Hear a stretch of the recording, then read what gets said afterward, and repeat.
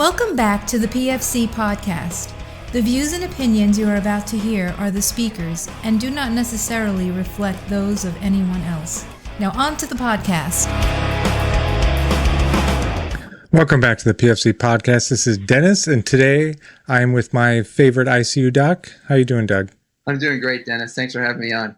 I really appreciate it. So, I had a dumb question, and it was, we don't carry a lot of blood. Mm-hmm. And there's things like FDP, there's component therapy, like there's a giant list of like, if you don't have blood, you can use this other stuff, and it's kind of like in descending order. Right. But nobody actually talks about how do you resuscitate with that stuff? What is the good? What is the bad about doing it? What are you kind of losing along the way? Yeah. And so I would like to talk about resuscitation with plasma, FDP, whatever other forms it comes in. Mm-hmm. How do I resuscitate with that? And then also, maybe after that, how do you resuscitate with albumin? Again, what do you lose? What do you gain? Both of those things are higher than my crystalloids, so they obviously must be more better. Exactly. So, kicking it off, I'm at a location. I have, 2 units of blood. We receive a trauma patient who needs more than 2 units of blood. Mm-hmm. I just so happen to have some FDP. How do I get this done? What do I shoot for? Yeah, I mean, if you've got one patient whose hemorrhage exceeds your whole blood capability at the moment, I think you can do a lot of good supplementing whole blood with FDP. And in some cases that we can get into, FDP is in some combat environments the first, or has been the first pre-hospital resuscitation fluid of choice. Interestingly, it was a pre-hospital resuscitation fluid of choice years and years ago, like back in World War II. So it's not a new thing. It's just sort of been dusted off, in the 90s and 2000s. And so you can do a lot of good. So, first I should define FDP, right? So freeze-dried plasma, right, is plasma taken from either a single donor or a limited pool of donors, 1 to 10, depending on who makes it or where it's made. Those donors are screened. If it's single donor, it's going to be ABO specific. If it's multiple donor, a lot of times those are universal. They sort of cancel each other out, and you don't have to know your casualty's blood type, but you do need to know the source. Now, what we use in the United States, in SOCOM, it under the FDA research protocol is multiple donors, universal ABO type. And then that is frozen by a couple of different, techniques. The one we use also has some pathogen reduction techniques, irradiation techniques to reduce the risk of pathogen transmission, even though the donors are pre-screened.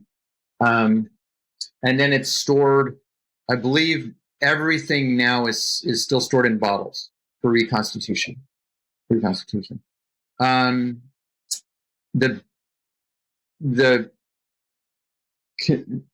FDP contains the same factors in the blood that promote coagulation as, human plasma, fresh frozen plasma. The FDP, freeze-dried plasma, FP, fresh frozen plasma, that's what we have in hospitals and blood banking systems.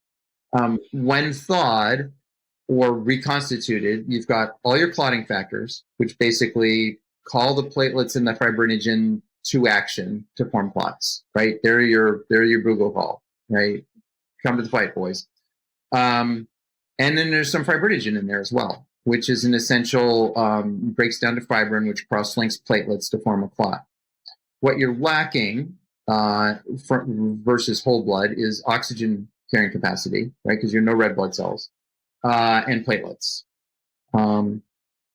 But you can do a lot of good with administering FDP either alone or in concert with whole blood or in concert with red blood cells. And there's been some studies that have looked at the effectiveness of resuscitation with FDP and packed red blood cells, so red blood cells alone from the blood bank, and found almost negligible difference between that and whole blood. I'm a big proponent of it. It's got some physiologic factors which we can get into. I don't know if you want to have another question that leads at that, but go ahead. I guess from the outset, okay, oxygen carrying capacity, you don't have it, or increased oxygen carrying capacity. So you are going to dilute your RBCs that are present, right. And you're not carrying platelets with that as well. So, yes, you are giving more clotting factors, but you're also diluting out the platelet side of the patient, and you need those platelets to make your primary platelet plug to begin making a clot. And my answer to that is yes, but, right? Okay, perfect. You gotta love physicians with the buts.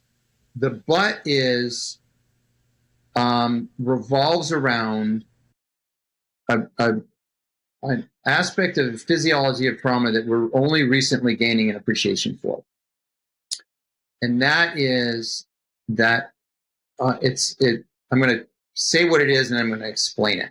So the what it is called the endotheliopathy of trauma, and the endothelium lines every blood vessel. The vascular endothelium is the lining of every blood vessel. And it's not just like an inert lining of a pipe.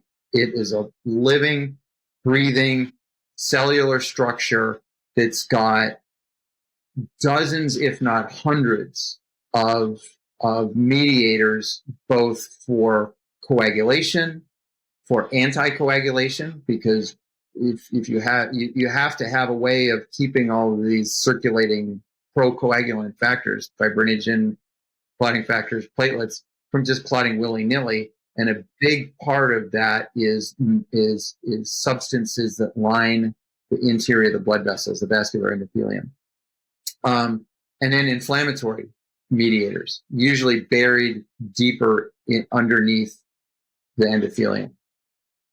Well, in trauma, when the endothelium is disrupted somewhere in the body, which it is, right? You bleed, the blood vessels are disrupted.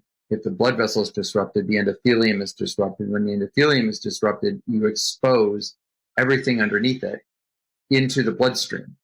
And it doesn't just stay there, right? Because it's pumping, blood's pumping. I mean, even if your blood pressure's 50/30, stuff is still going around.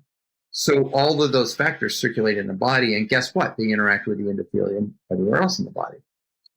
Well, the endotheliopathy of trauma refers to the release of these inflammatory and procoagulant mediators widespread throughout the body that then set up reaction that basically alters the balance between coagulation and anticoagulation in favor of coagulation everywhere. And so then you do get that, dreaded, I'm forming clots everywhere.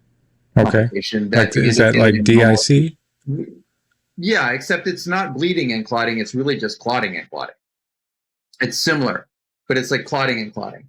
And so as part of that, you are consuming, when this kicks off, and one of its side effects, there's a whole inflammatory aspect as well that I can get into a little bit, but we're answering your question now about what about I don't have platelets. What's FDP doing for me because it doesn't have any platelets in it? What FDP, what happens is when you're forming clots everywhere, you're consuming platelets and fibrinogen and clotting factor, right? Well, you're replacing clotting factors and fibrinogen with your FTP, but you're also stabilizing the vascular endothelium and reducing the incidence of these microthrombi, this widespread disseminated procoagulant consumption of platelets. So you're not replacing platelets, but you're slowing down their consumption. So it's not as good as whole blood, because whole blood has platelets and also has these effects because it's got plasma. But it's an awfully good second best. You know, like I would call it even 1B. A strong 2+ or 1- as a resuscitation fluid in trauma. And if you have enough of it, and the other benefits of it, Vice blood, right, is you don't need donors, right? You can take a box of it. It's very shelf stable. It's shelf stable for up to a year. It's very temperature stable. It's temperature stable up to, low 80s. So like a warm room temperature. They say it's, bottom temperature is like 2 degrees Celsius, but I mean, we freeze human plasma all the time. I can't imagine that it would really be denatured if it was, exposed to even colder temperatures in an Arctic environment. And people have actually looked at it at even higher temperatures of like 38 to 40 degrees Celsius, which is, in the hundreds of degrees. And it loses some of its capabilities of the clotting factor and the fibrinogen capabilities. But it's not even as much as 50%, and it takes time for that to happen. So like you could take it out of patrol, one of the papers I read to research for this podcast, one of our allied countries, has used it as their pre-hospital resuscitation fluid of choice over whole blood up until very recently, like since 2011. And their guidance is that, if you need to take it out on patrol and in the heat, do so. Just after a couple of weeks, you need to rotate it out. Yeah. No, I think storage-wise, it makes sense. Whether it be RBCs or whole blood, that's a living cell. Right. And the warmer you make it, the more it metabolizes, and it's just going to suck up whatever oxygen or nutrients it has in the vicinity. And once those run out, it's going to die, like any other tissue that's not perfused.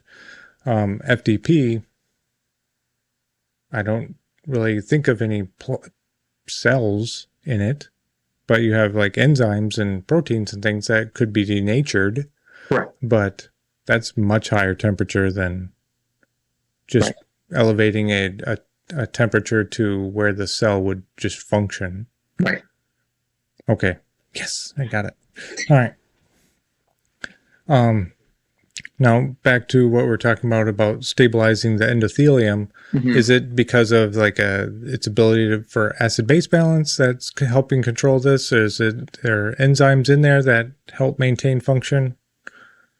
It's a little bit of both. It's really more of there are enzymes and proteins in plasma that will stabilize. It's called the glycocalyx. It's just like protein collagen mesh that basically holds the endothelial cells together. It's like the substructure, the rebar, if you want, and it stabilizes that.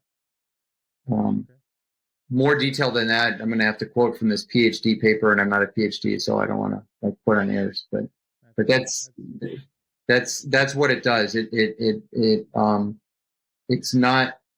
Now, some FDP is actually a little bit alkalinic. The stuff that we have access to is a pH of 8, so that actually works in your favor for stabilizing the acidic environment.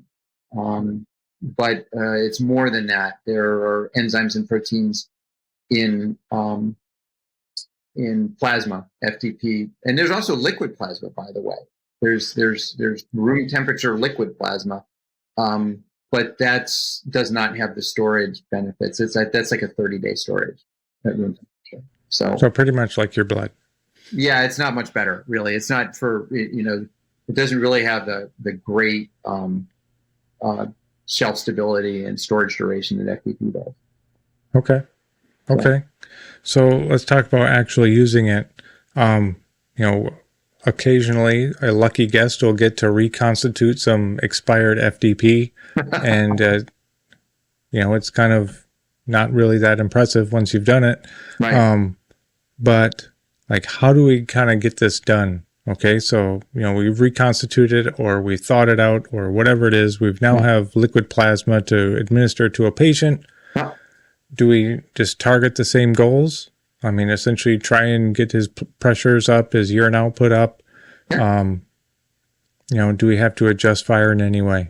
No, your endpoints for volume resuscitation are going to be the same. You want a pressure that's good enough, right? Systolic of, that's good enough. I hate to put numbers on it because, me, I'm like, perfection is the enemy of good enough. And if I've got a patient who's sitting there mentating and peeing at a systolic blood pressure of 80, I'm not going to like crack open 3 more bottles of FTP just to get it to 100 because that's what some paper said I should do or some, protocol says I should do. Yeah.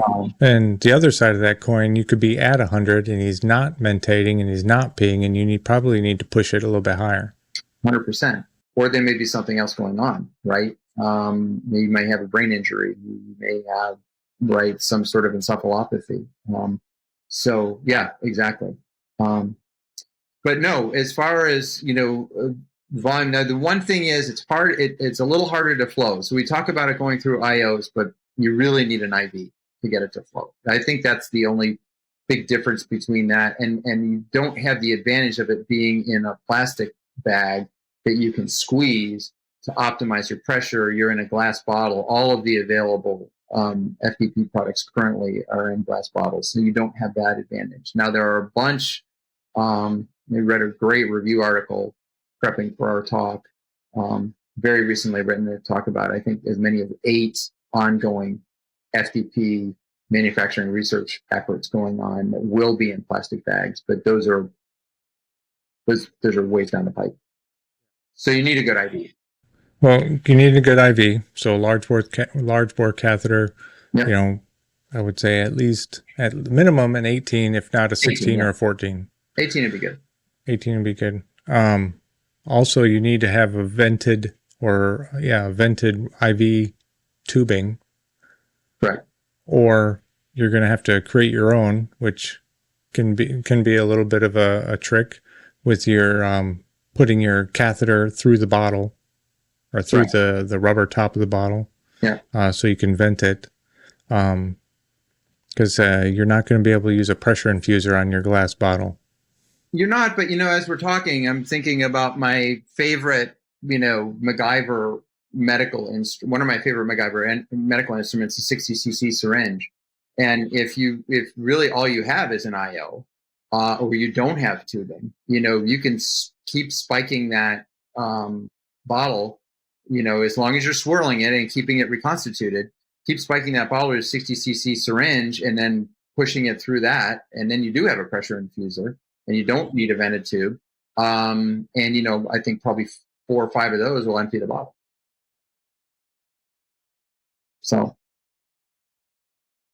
I feel an experiment coming on, but, because likewise, you could also push air with that same 60cc syringe. And now you do have a pressure infuser, short of just drawing it out. Yeah. But like I said, we'll have to try that out. Another advantage of FTP, we talk about it, it's like, oh, you got to reconstitute it. That's such a pain in the butt. Do you know what a pain is? You know how long it takes to thaw frozen plasma? 30 minutes. So, and there are very few centers in the world, and certainly in this country, where thawed plasma is kept available on an around-the-clock basis. Everybody else, it's frozen and it needs to be thawed and it takes 30 minutes, or they don't have it at all. So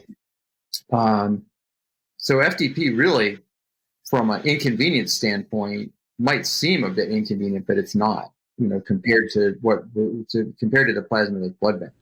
Well, I mean, can you imagine like calling in a trauma? You're in a rural place. You happen to have FDP. So you're king. You need it. Somebody has to run and boil some freaking water. You know, like everybody knows the saying about watching boiled water. And, and then you got to place it in there, and you got to keep shaking it around so it doesn't, so it thaws evenly. And it's got to simmer, right? You're not just boiling it; you got to simmer. Yeah. So, yeah. Yeah. So it's not easy, especially compared to like just injecting fluid into this bottle and start swirling it around. Yeah. Well, the French and the Germans and the Norwegians and I believe the South Africans all use it in their civilian pre-hospital system, and they, on ambulances, on helicopters, for a lot of these reasons. It's stability, it's temperature stability. You don't have to have a blood bank to store it. It's shelf life, and it's real demonstrated benefits in stabilizing, acutely bleeding patient. Just to go back to the endotheliopathy of trauma, that happens in the first hour. It can happen within the golden hour.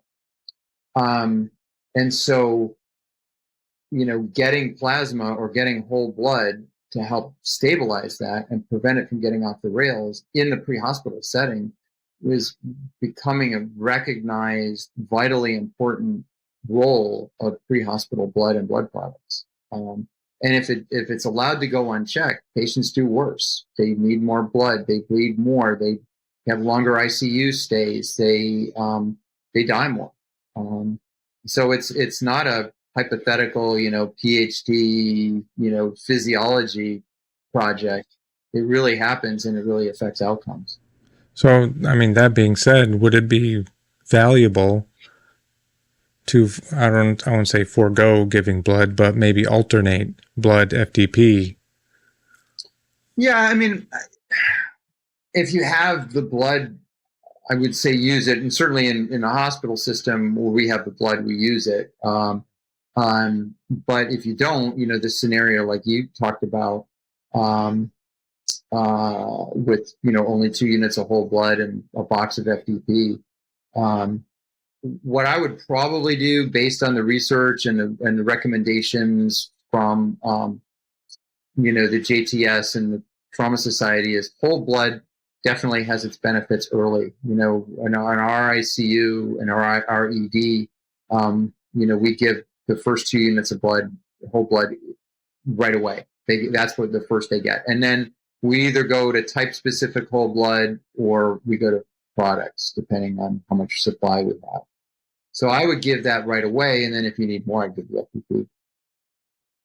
And if you don't have it, I would still feel comfortable in my ability to do quite a bit of good, solid B plus, maybe an A- resuscitation for my patient if all I had was FDP. Now, if I didn't have either, I'd be struggling. Yeah. And definitely, at least in the course I'm in, we're always pushed to the limit. And eventually it gets to a point where, like, I have normal saline and I've been told up and down, never give pasta water to a trauma patient, which is 100% true until you're faced with, this is the only thing I have left to keep this guy's heart beating. Yeah, I mean, those are scenarios that, I guess we unfortunately run into, but I don't know how much good it does to talk about the benefits of what you give up, because it's like, that patient has a pretty high mortality risk at that point. And if you pull them through it by, keeping their plasma volume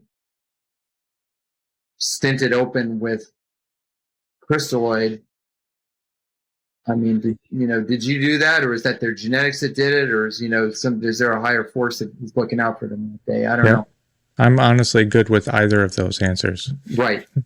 But generally, when it comes to that, and guys are like super hesitant of like, I don't want to. Like, okay, like, well, what are we going to do? Because now our goals have now changed. Right.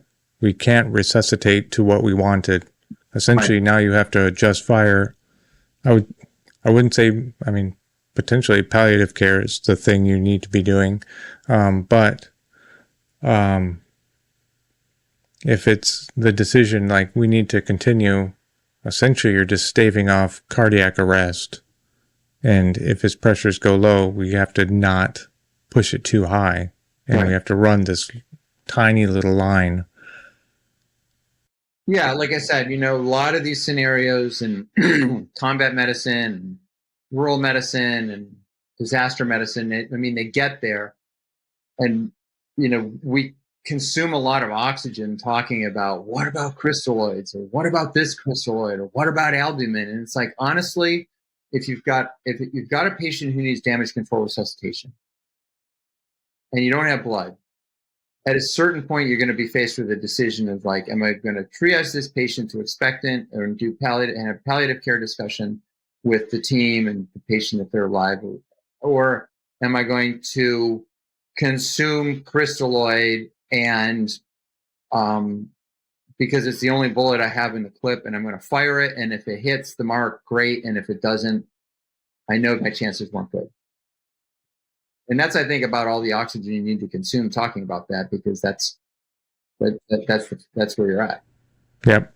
I think to me, if it's like soon the bird or the truck or the donkey cart or whatever it is coming, and we're just bridging a gap between us and them. Yeah. Okay. Maybe like in a couple of hours or an hour, like soon. Yeah. If it's like 24, 36, 96 hours, like, all right, we're not making it that long. Probably not. Right. And then if you're in that if you're in that environment, how much crystalloid do you actually have, and do you need it for other stuff? Right. Somebody could be septic and need it. Somebody have malaria and need it. Somebody have Ebola and need it.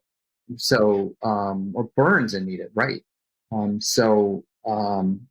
Again, yeah. It's good to think through. I don't mean to belittle the conversation by saying it's an oxygen consumer, but it does boil down to, the nuts and bolts of it is, if you need DCR and you don't have blood, or you don't have access to blood soon, say within 1 to 2 hours, then that's probably not going to go well. Yeah. And I think it's more of a tell of our being uncomfortable having a palliative care discussion than it is our comfort trying to make something that doesn't actually work. Right. Exactly. That's well said. Yeah. But one of the other fluids you just mentioned is albumin. Right. Now, all the grizzled vets that are a little bit before my time, we need to bring back albumin. We used it on the beaches in Normandy. We used it in the jungles of Vietnam. We need to bring it back because that's what it's going to be like when we do LISCO. And I hear what they're saying, and I understand that they probably did some incredible things in those environments. But I also am skeptical because sometimes people live despite what we did. And essentially, I would say I have not come across a study or like a pathology, like research into it, like sepsis, TBI, at least those two that I've come across. As you kind of progress through them, as guidelines evolve, 1 year it's like give albumin will save the day, and then the next year it's like stop giving albumin, it's killing people faster. Should this be something we actually think about and do, or are we just kind of spinning our wheels as well? You want the short answer? You want the really short answer? How about both? Okay. Really short answer is no. Because albumin, so first off, albumin is a blood product, right? Yeah. Where do you think albumin comes from? It's a plasma protein that's produced by the liver, right? Yeah. And so it's not all that more available or easier to produce than plasma, right? If you put your mind, yes, we can get it in the hospital. Do we use it more in the hospital? Sure, but we use it for very specific things, and a lot of the specific things we use it for are in the ICU environment where I find myself now, which is cardiovascular, in very specific subjects of cardiogenic shock, which, you're just not going to be detecting or treating in LISCO. So this is a LISCO question, right? We're not going to have blood. We're not going to have plasma. Let's just make a crap ton of albumin and give it to the boys. Well, it's not that. Honestly, it's not that much easier to make a crap ton of albumin and give it to the boys than it is to, do a national defense initiative to produce a bunch of freeze-dried plasma and give it to the boys. And the outcome and the data on benefit is like night and day, right? Plasma, I already said, is like a B+ A- level DCR resuscitation fluid. Albumin is right down there with the D's with crystalloid. It dilutes all your clotting factors. It's going to contribute to your acidic environment. And, so it stays in the intravascular space a bit more, and you might use a little bit less of it, but there's like no data at all that shows that the albumin resuscitation is superior to crystalloid resuscitation for trauma. There is some signal in sepsis in some studies that it might be better. And it is an option in burns if you're running, and it is in burn CPGs from the Joint Trauma System and other, burn societies, that if you're given so much crystalloid that your abdomen's starting to get distended and starting to get firm, and you're ventilating your patient and your ventilator pressures are going up because of the pressure that the diaphragm is encountering hitting the abdomen, and you're headed toward abdominal compartment syndrome, and you still need to resuscitate your patient because they're still not peeing enough, then you can switch to a volume limited resuscitation strategy with albumin or plasma. And both are, I've used both when I did some training in my fellowship at the ISR, at the burn unit in the ISR. So you could use both. Okay. And equally effective? What's that? Equally effectively? Equally effectively, yeah. Because they're both colloids, It'd actually be interesting to talk to my burn colleagues about, because there is endotheliopathy is not just of trauma, it's really of shock, right? Because you don't have the vessel injury that kicks off the cascade that you do in trauma, but you do have the inflammatory reaction from hypovolemia and acidosis that still can damage the vascular endothelium. And it'd be interesting to explore whether there are similar benefits to the endotheliopathy of other forms of shock from plasma that there are in trauma. So, now, what you just mentioned, like, it kind of got me thinking, like, with burns, 20% or greater is a systemic inflammatory response, like that needs resuscitation. 100%. So I'm wondering if that's at least part of the problem that kicks off that systemic response is that endotheliopathy. It's more tissue damage kicks off inflammatory response. Inflammatory response leads to both beneficial and harmful effects. And endotheliopathy is a harmful effect. ARDS is a harmful effect. DIC is a harmful effect. And part of endotheliopathy is third spacing, right? You break down the lining of the blood vessels, the spaces between the cells get bigger and stuff leaks out, which leads to, pulmonary edema, ARDS, abdominal compartment syndrome. So I don't know, it's a tangent that came up in our conversation, but it made me think about, with a reading that I did about plasma's benefits for the endotheliopathy of trauma. Is like, does it have similar benefits? Do other endotheliopathies exist, which I'm almost positive they do. I didn't read about them for the talk, so I can't quote the papers, but I'm sure they do. And then if they do, would plasma have a benefit of stabilizing them? Maybe less so. I don't know. Maybe not at all.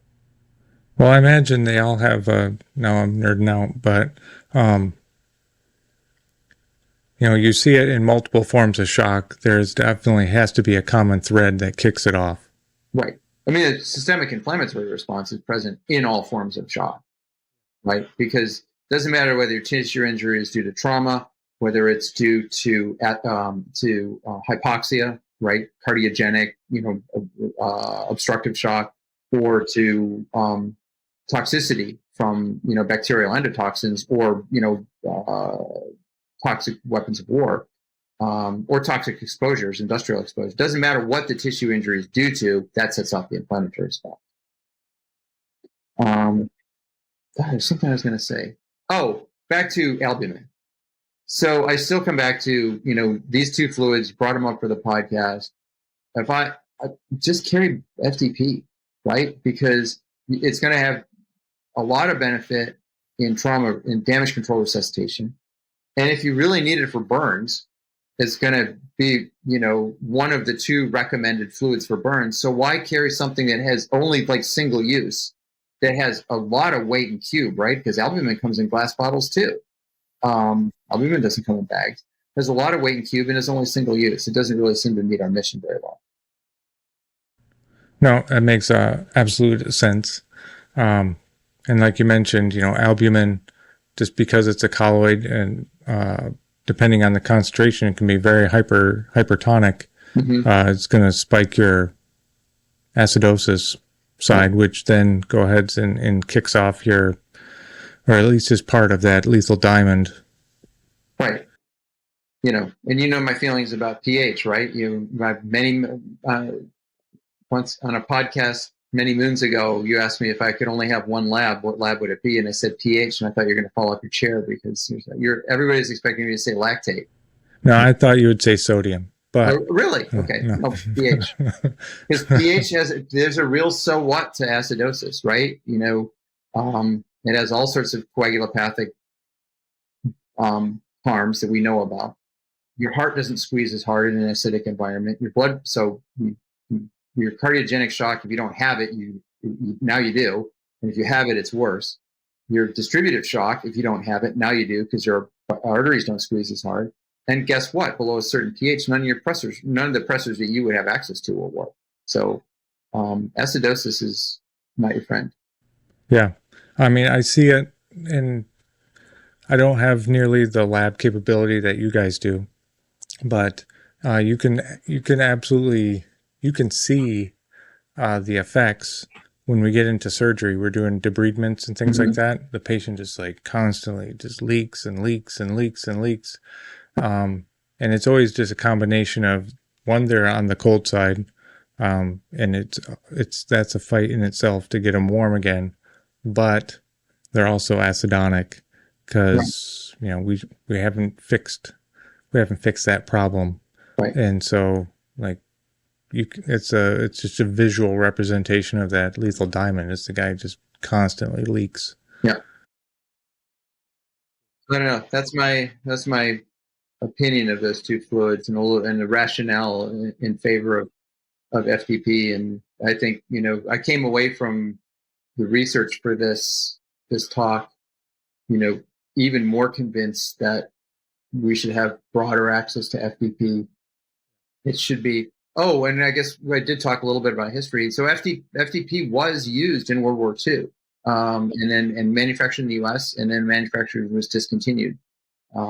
Mainly, I believe, reading, due to transmission of diseases through the plasma. But they were using huge donor pools, like 1,000 people, and the pre-screening techniques and were not as good, if they existed at all. And the ways of decontaminating the plasma, the flash freezing, the irradiating to neutralize pathogens aren't as good as they are now. But, right. Well, I mean, you're also talking about either the early days or just before antibiotic therapy. Right. Yeah. So, we're in our pre-show chat, which some of which may come out in the episode. We talked about this phenomenon of blood products pretty much being the standard of resuscitation in LISCO from some of World War I, if not a lot of it, World War II for sure, the Korean War, and then for some reason, all of that experience was thrown out the window in Vietnam, and we used crystalloids and albumin. And then that infiltrated the civilian trauma world, and so we got away from aggressive blood damage control resuscitation, and it took another conflict to reacquaint ourselves with the benefits of whole blood transfusion or a balanced blood product transfusion that mimics as best as possible whole blood from combining component therapies. And then here we are now again. So I don't know. It's interesting. It is. I think it probably is like a risk mitigation type thing. World War I, World War II, World War III, you have enormous amounts of casualties. Mm-hmm. It's like we have to try and keep as many of these guys alive as possible. Mm-hmm. Sometimes they die. Yeah. And then as we learn a little bit more, you're like, holy crap, this stuff is dangerous. We need to stop this, and we need to, what's safer than water is. So we'll give them that instead, and we will stop the death from war.